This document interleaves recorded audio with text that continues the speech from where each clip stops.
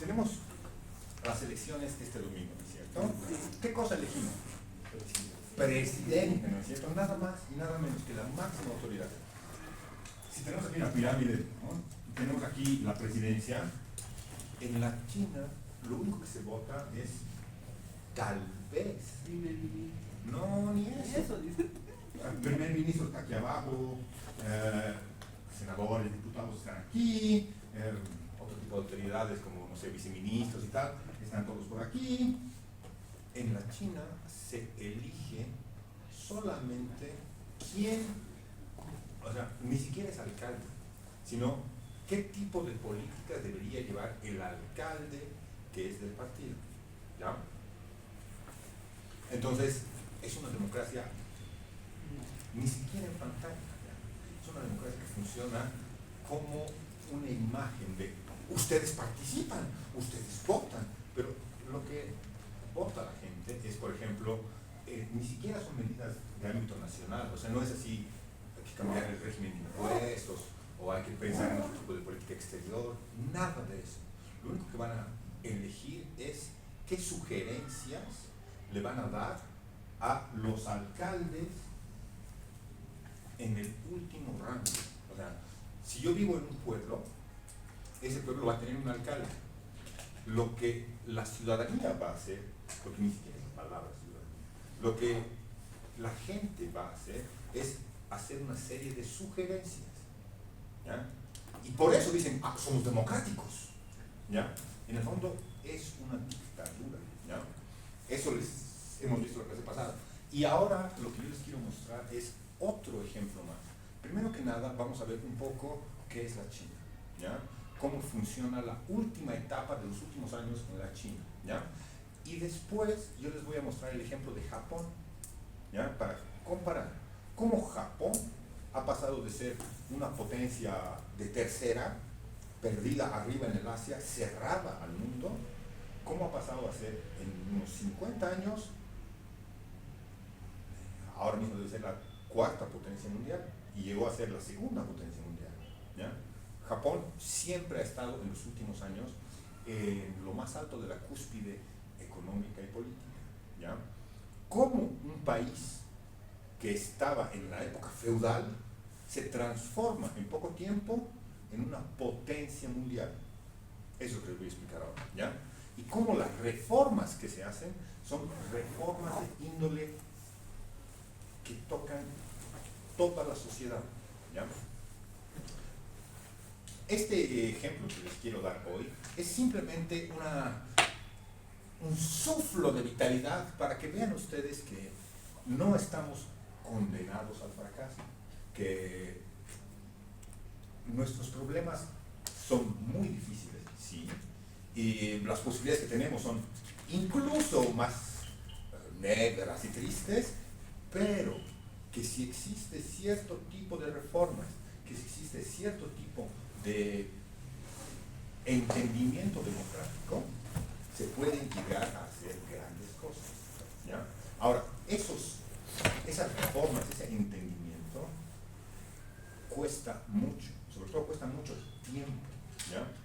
Porque vamos a ver cómo Japón, desde una época feudal, desde los samuráis hasta ahora, ha tenido cambios realmente trascendentales, y esos cambios siempre son, la palabra mínima sería dolorosos, ¿ya? Ahora bien, empezaremos primero a explicar por qué la China está en un rumbo de colisión con los Estados Unidos.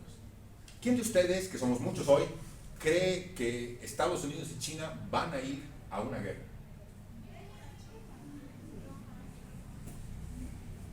No creen. No creen. Levanten la mano los que creen. Uno de 5. ¿Ya? Qué realista. ¿Por qué ustedes creen que no va a pasar nada?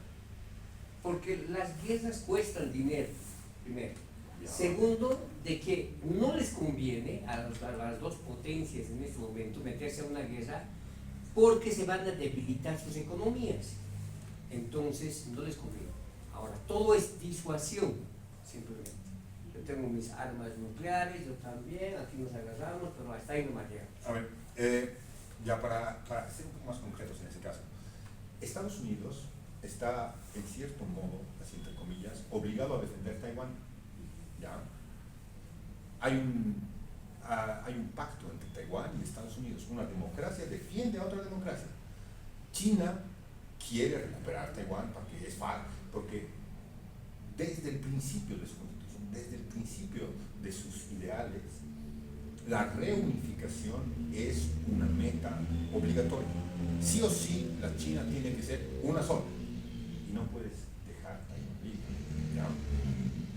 Ahora, entrando al argumento económico. Sí, una guerra cuesta mucho dinero. Cuesta muchísimo dinero. Pero es que vale la pena. Es que yo tengo la balanza. La reunificación china, $1 billón.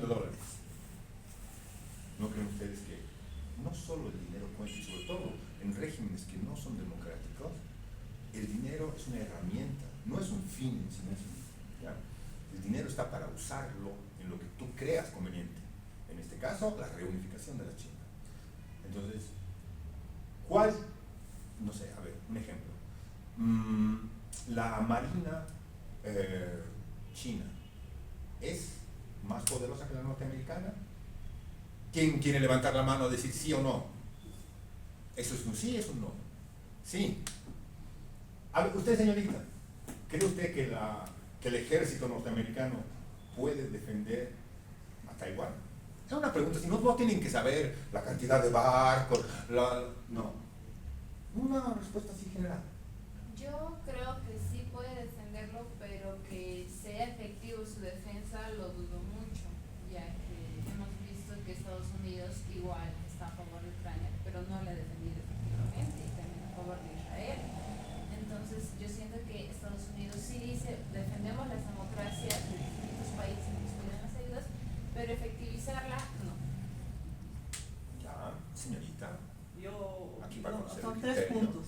Muy bien, mejor. Por uno, Estados Unidos, a mí me parecería que no tendría que ir a la guerra desde un punto de vista político, porque él ha sido uno de los mediadores para que haya esa paz entre Palestina e Israel.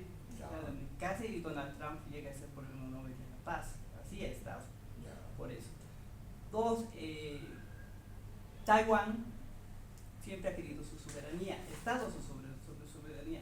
Una cosa es que China quiera y otra cosa es que Taiwán quiera. O sea, es como nosotros nunca de por vida vamos a renunciar a lo que es una salida al mar, ¿no? Pero tampoco es lo que nosotros queramos. Está de por medio de otro país, entonces también China tendría que respetar, según mi criterio, lo que es el deseo de Taiwán, que no puede ser.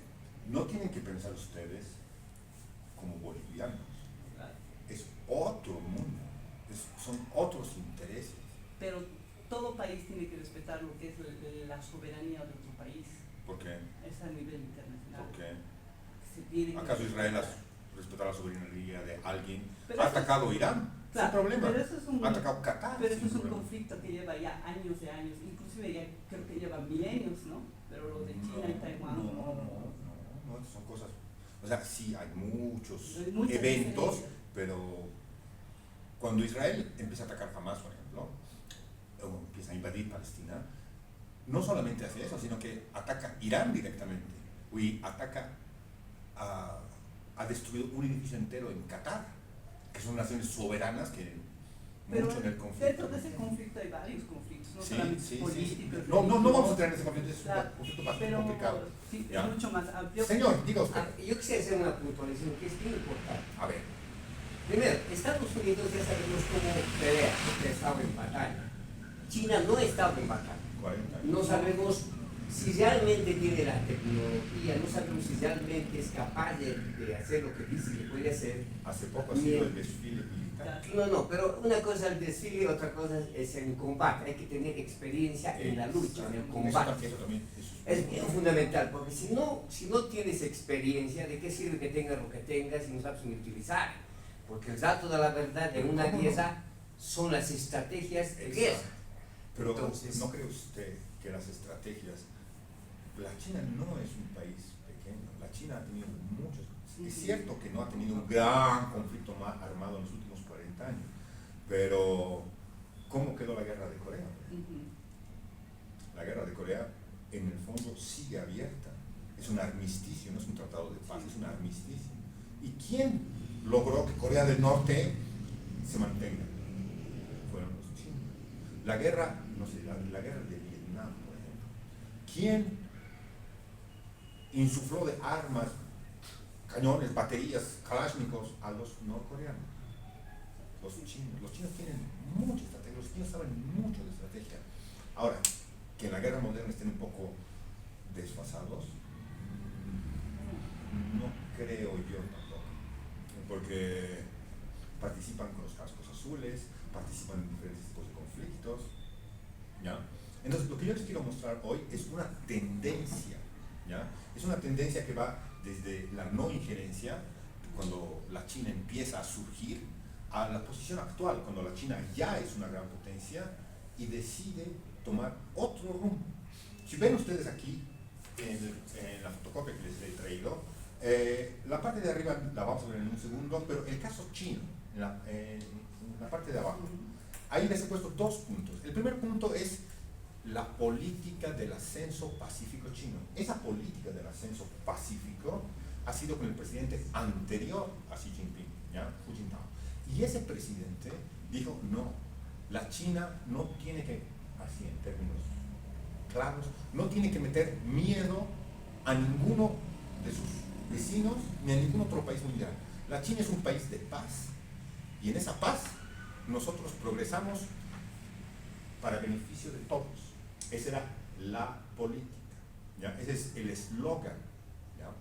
En ese eslogan estaba imbuido esa tendencia china a querer mostrarse como algo pacífico y benévolo, ¿ya? Cuando subió Xi Jinping tiene 3 términos de gobierno ya. Él solito ha cambiado todas las leyes del país para quedarse en el poder hasta cuando quiera, ¿ya? Y tenemos casos como el de Putin, cuando uno se queda en el poder durante muchos años, en el fondo la guerra es una de las pocas soluciones que hay. Buenas noches. Señor, por favor, sáquese una fotocopia. ¿Usted está en la clase, no es cierto? Sí. Por favor. Ahora, este cambio de tendencia se debe sobre todo a la asertividad y a la agresividad china para imponer su modelo. No importa cuál es el modelo, ellos te pueden vender que es una democracia, te pueden vender que es un país benévolo, pacífico, no sé qué. Todo eso son pantallas, son eslóganes. La política, en el fondo, es el arte de saber vender ideas. Ahora, que las cumplas o no, eso ya es otra cosa. Generalmente no se cumplen. Los políticos tienen la habilidad de prometer todo y cuando llega el momento, cumplir lo menos posible, ¿ya? Eso, cuando ustedes sean políticos, tienen que saber aceptarlo, ¿ya? Ahora, esta segunda política china, desde Xi Jinping, recibe el nombre de el lobo, ¿ya? ¿Por qué se llama así? Este lobo guerrero, ¿ya? Este lobo, ¿por qué creen ustedes que ha pasado una potencia de ser simplemente la buenita que quiere surgir pacíficamente a luego convertirse en el lobo guerrero? ¿Cuál es la lógica que ustedes ven en ese cambio? Hay una palabra que no sé si la utilizan mucho ustedes, pero es asertividad. Yo tengo que hacer valer mis intereses ante todo, ¿ya? ¿Cómo disfrazo mis intereses? No importa, pero lo importante es que son mis intereses, es mi política y es lo que yo quiero, en primer lugar, para mi país, ¿ya? Entonces, en este cambio que ustedes ven, hay una drástica abstención de la guerra. Si ustedes leen las noticias, ustedes saben que a pesar de los drones, los ataques y no sé qué, Rusia sigue destruyendo Ucrania. ¿De dónde vienen esos drones? ¿De dónde vienen los chips para los drones? de dónde vienen las municiones. Ayer, por ejemplo, Ucrania, realmente con un enjambre de, creo que eran 180 drones, ha destruido una de las mayores refinerías del mundo, en Rusia, a 2.000 kilómetros de la frontera, ¿ya? Dentro del territorio ruso. Y eso en términos relativos significa menos del 2% de toda la producción de gasolina que tiene Rusia. Una enorme refinería y es solo el 2%. Entonces, Ucrania está financiada, está sobre todo impulsada por Estados Unidos. Estados Unidos es la que presta todas las armas y es la que paga los sueldos. Ahora mismo, el 70% de Ucrania no tiene cómo pagar a funcionarios públicos, no tiene cómo pagar a hospitales, no tiene cómo pagar escuelas, no tiene nada. Ese dinero, eso es de Estados Unidos. Es cierto que Estados Unidos no ha intervenido, como se dice, boots on the ground, no ha intervenido militarmente ahí, pero sí financia realmente. Por eso Trump siempre juega la carta de, señor Zelensky, si usted no hace lo que yo quiero, le cortamos los misiles. Zelensky, si usted no hace lo que quiere, quitamos los fondos. ¿Ya? Esa es otra manera de ver las cosas, eso es Trump. ¿Ya? Eso es para otro. Merece una clase entera ese señor. Pero, ¿qué les da a entender a ustedes ese ascenso de la China? Primero pacífica y ahora mostrando músculo. ¿No les parece a ustedes que es una tendencia a poder decir, no, Taiwán es mío, y si no es por las buenas, va a ser por las malas, que me lo voy a quedar, porque es mío? ¿Ya? Entonces, esa escalada retórica siempre lleva consigo una escalada militar. Por eso les he puesto la primera cosa, la trampa de Tucídides. ¿Han escuchado ustedes hablar de Tucídides? Grandes alumnos de ustedes, me imagino que han escuchado de la Grecia clásica, ¿no es cierto? ¿Quién era? No sé. Homero. A ver, señorita, usted que está ahí medio perdida, cuéntenos. De Homero tenía la Ilíada. Perfecto, y la Odisea, muy bien. Tucídides es el que escribe la Guerra del Peloponeso. La primera vez que se escribe historia. Es el primer libro de historia y es una historia militar. ¿Qué es la Guerra del Peloponeso? A ver, señorita, usted, tan concentrada. La Guerra del Peloponeso es la guerra entre Atenas y Esparta. ¿Para qué? Para el control de Grecia. ¿Ya? Todo el sistema panhelénico bajo una sola dirección. ¿Quién gana esa guerra? Muy bien. La trampa de Tucídides, tiene varias partes la trampa de Tucídides, pero la idea principal de la trampa de Tucídides, como se nos ha escrito aquí, es el hecho de que existe una gran potencia y existe otra potencia que quiere ser grande también. Y en el ejercicio del poder no hay vacíos. ¿Ya? En el ejercicio real del poder no existen espacios abiertos así, porque cuando hay un espacio, rápidamente uno lo va a tomar, porque si no lo toma el enemigo. ¿Ya? Entonces, una potencia emergente que quiere hacerle frente a la potencia que ya está consolidada. ¿Ya? Lamentablemente no he tenido tiempo de traducirles. En esta pequeña lista tienen ustedes ejemplos de guerras desde 1500. ¿Ya? Les he puesto solamente 12 ejemplos. En estos 12 ejemplos siempre hay una potencia emergente y una potencia reinante. ¿Ya? Ahora, si ustedes se fijan en la columna del final, dice guerra o no guerra. ¿Ya? War o no war. Que ustedes son buenos en matemáticos, pueden decirme de estos 10 o 12 ejemplos, ¿cuántos terminan en guerra? 1, 2, 3, 4, 5, 6, 8, 9, 10, 11, 12, 13, 15. El 90% de veces que hay una potencia emergente lo suficientemente fuerte como para hacerle frente a una potencia reinante, eso termina en conflicto. No lo digo yo, lo dicen las estadísticas. ¿Ya? La trampa de Tucídides es, cuando hay una potencia emergente, esa potencia emergente siempre quiere espacios de poder que la potencia reinante no quiere ceder, ¿ya? Es el caso de Taiwán, por ejemplo, o es el caso de Ucrania, siempre hay muchos casos, ¿ya? Ejemplos hay miles. Aquí en la abstracción, esa potencia emergente siempre va a usar la fuerza para demostrar su poderío.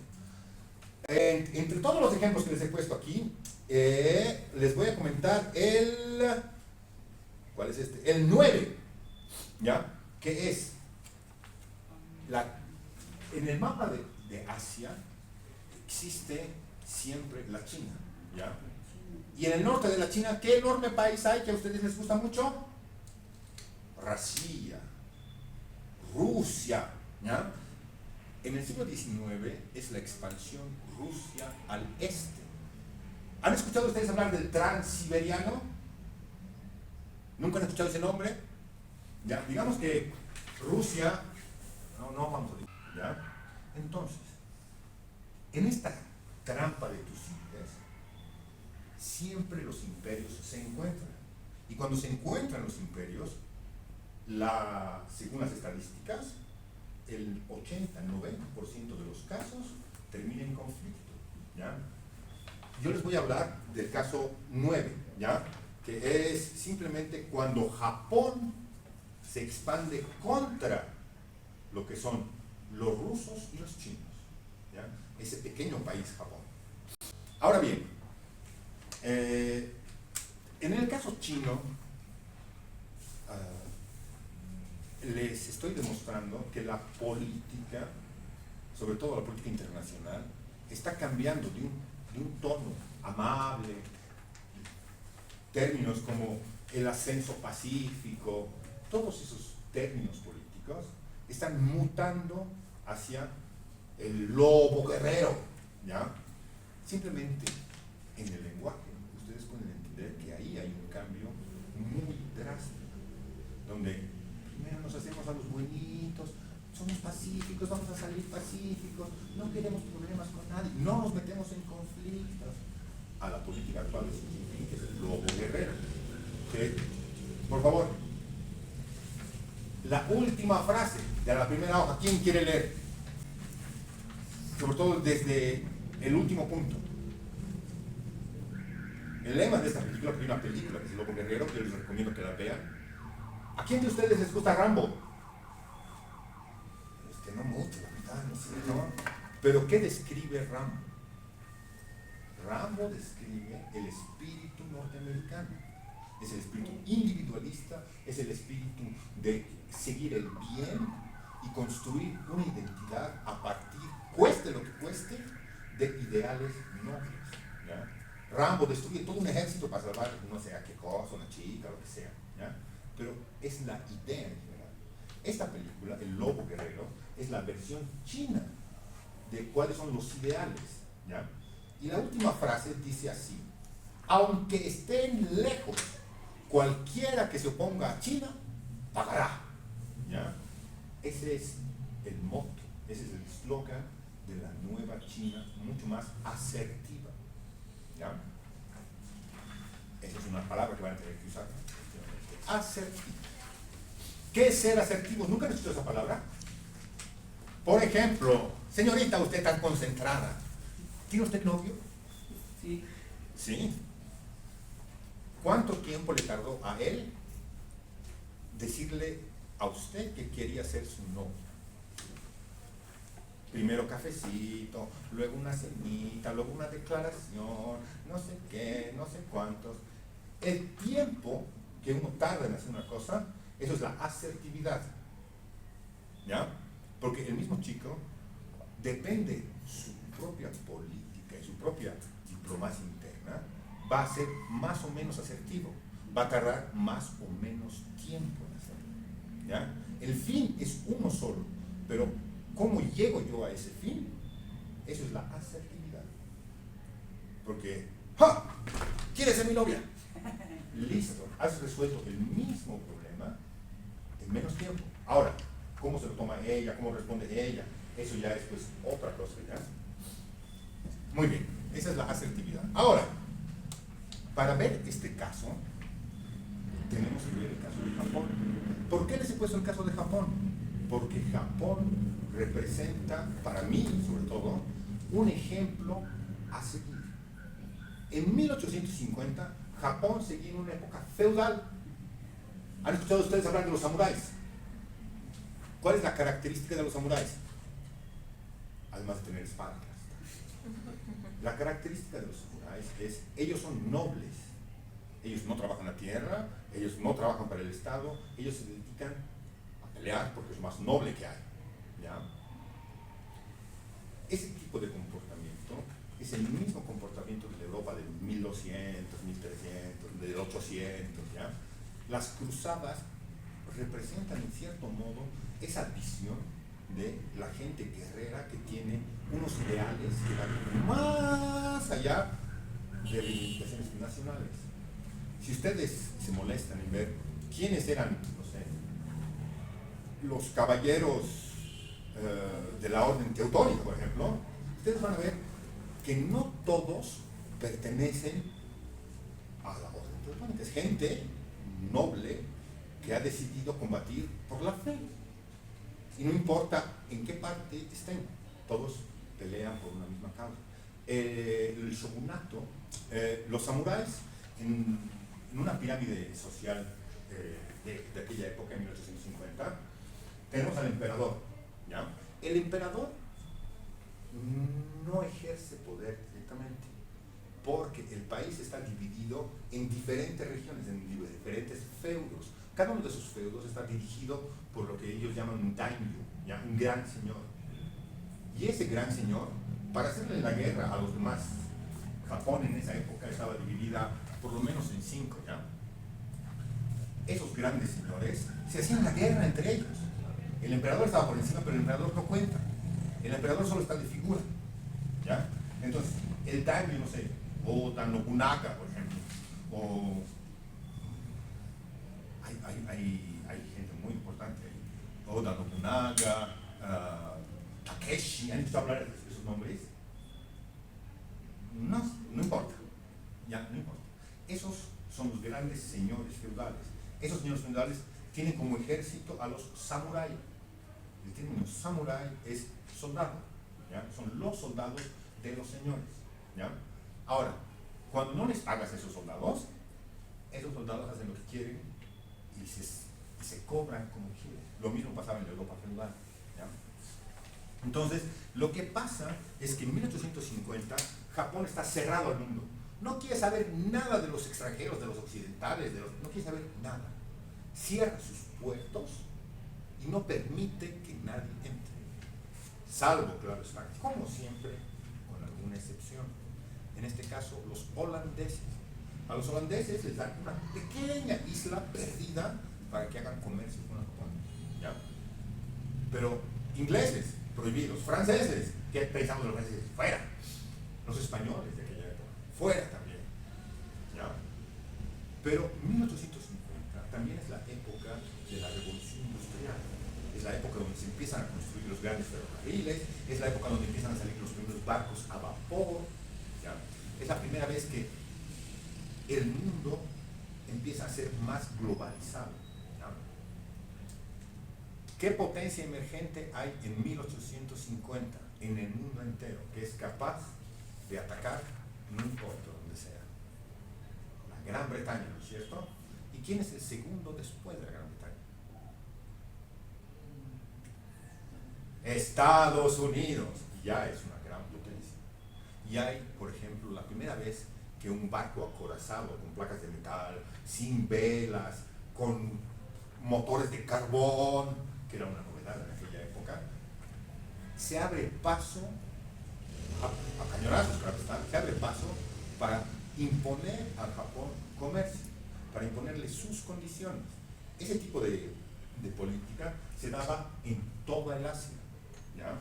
Si ustedes ven, por ejemplo, un mapa de aquella época, ustedes van a ver, si todo esto es la China, esta parte le pertenece a Alemania, esta parte le pertenece a Francia, esta otra parte, así, ¿ya? Se dividen la China. La Rusia también se come la Manchuria, por eso hace el transiberiano por este lado, ¿ya? Entonces, la China es un gran enfermo, políticamente hablando, eso es para otra clase también, pero es muy débil. Y en esa debilidad, todas las demás potencias europeas empiezan a socavar territorio. ¿Ya? Buenas. Doctor, me he comido medio debate de mi otro salón. Muy bien, me alegro. Debería haber comido todo el debate entero, porque siempre es bueno llegar al fin de las cosas. Todos empiezan a sacarle territorio a la China. En esa división del territorio chino, ¿quién de ustedes puede nombrarme ahora mismo cuáles son los miembros del G7? Estados Unidos, Francia, Inglaterra, no, Rusia no está. China tampoco está en el G7. Son todas Todos potencias. europeos. Todos europeos menos uno. ¿Cuál es ese uno? Japón. ¿Por qué Japón está en el G7? Porque el poderío económico viene de atrás, viene de esta época. En esta época, Japón también sufre las invasiones occidentales. En esas invasiones occidentales no tiene la misma reflexión que todos los demás países. Japón se dice a sí mismo, si queremos competir contra los europeos, tenemos que modernizarnos. ¿Ya? Entonces, tienen que acabar con el sistema feudal. Para acabar con el sistema feudal, llega un nuevo emperador, ¿ya? Meiji, y él hace las llamadas reformas Meiji. ¿Qué significan esas reformas? Primero que nada, toda la gente que sepa algo, que esté en un puesto más o menos de decisión, toda esa gente se va de vacaciones a Europa. Lo vamos a llevar en un tour, hacen, creo que son 5 o 6 tours, ¿ya? Donde se llevan a la gente que tiene algo de pensamiento, que piensa algo, para que aprenda de Europa, ¿ya? Para que aprenda cómo se hace desde las manufacturas, cómo funciona la política y por qué esos pequeños países logran ser tan poderosos, ¿ya? Es una ética bastante humilde en ese sentido, es decir, hemos perdido, han venido los norteamericanos con un solo barco, han destruido todo, ¿por qué nosotros no podemos llegar a ser así? La primera respuesta sería la tecnología, pero he aquí el gran valor de los japoneses. Se dan cuenta que no es solo tener el conocimiento tecnológico, hay que tener las instituciones para poder hacer que esa tecnología dure más que un régimen, dure más que el siguiente presidente o el siguiente emperador. Tienen que ser reformas estructurales que den a Japón una modernidad para poder competir con las otras monarquías. Y si ustedes son japoneses y llegan a Europa, ¿qué país creen ustedes que le causa más impresión a Japón? España. No, España fiesta. Inglaterra. Podría ser Inglaterra, porque Inglaterra es la primera nación en industrializarse. Bueno, tampoco. Francia, ¿qué les parece Francia? La tierra de la democracia. No, más o menos. Esa es la época en que Japón, de los 5 viajes que hace, los 4 últimos se dedica a estudiar a la Alemania de aquella época. ¿Quién es el dirigente máximo de la Alemania de esa época? ¿Han escuchado ustedes hablar de Otto von Bismarck? Bismarck es el que hace la reforma. Alemania, como tal, el imperio alemán, es la construcción de Bismarck. Antes de Bismarck, la Alemania era un estado, bueno, ni siquiera era un estado, era un conjunto de pequeños reinos, principados, obispados, todos independientes, que además se hacían la guerra entre ellos y no permitían mucho la progresión nacional, ¿ya? Bismarck es el primero que consigue que Alemania como tal pase de ser, no sé, la 5ª, 6ª potencia europea a ser rivales de Inglaterra. Pero es una potencia continental. Inglaterra es una potencia marítima, ¿ya? Entonces, los japoneses empiezan a estudiar el sistema alemán a fondo y transforman ese poder continental en algo muy parecido al sistema inglés y un sistema marítimo, ¿ya? Ahora, esas diferencias de continental continental, marítimo, sobre todo de ámbito militar, ya no vamos a entrar en detalles, pero al mirar a la Alemania y las instituciones alemanas y cómo Alemania logra transformarse de un estado, de unos conglomerados de estados a una potencia, eso es el ejemplo que quiere seguir Japón. Y eso es lo que empieza a hacer. Las reformas Meiji no son reformas solo de ámbito militar, son sobre todo reformas de ámbito institucional. Y eso es lo que yo les quiero transmitir hoy, porque dentro de poco, de unos par de días, tenemos elecciones nacionales. No va a cambiar nada. Bueno, se supone que los políticos prometen mucho y vamos a cambiar y vamos a ser mejores del día a la mañana. ¿Ya? El problema en eso está en que nosotros no tenemos instituciones. Ustedes pueden decir, sí, claro, pero existen. El problema no es que existan o no. El problema es que esas instituciones sean lo suficientemente fuertes como para mantenerse neutrales en conflictos políticos.